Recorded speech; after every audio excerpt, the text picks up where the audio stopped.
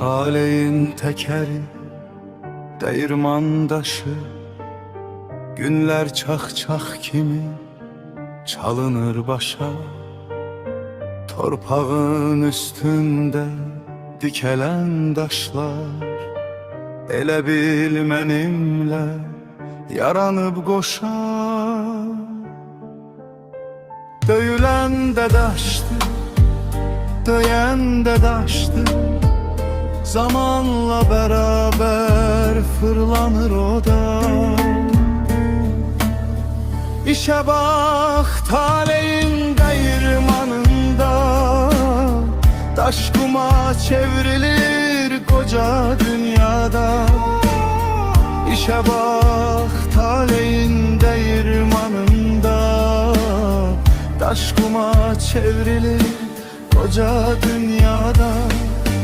Derdiliyem deyrem ay Allah'ım kaş Garibler dünyada doğulmayaydı.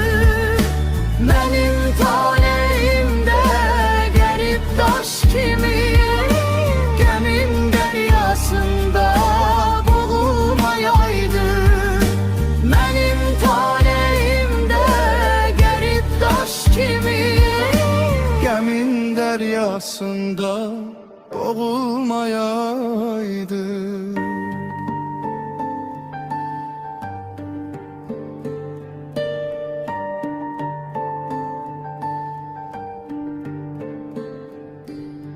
Daşın taleyi de insana benzer.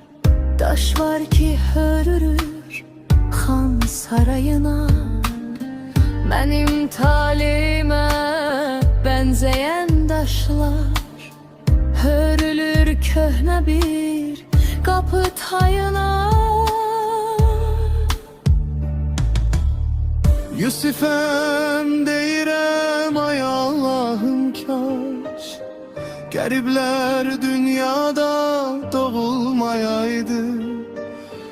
Benim taleyimde garip daş kimi Gemin deryasında boğulmayaydı. Benim taleyimde garip daş kimi Gemin deryasında boğulmayaydı.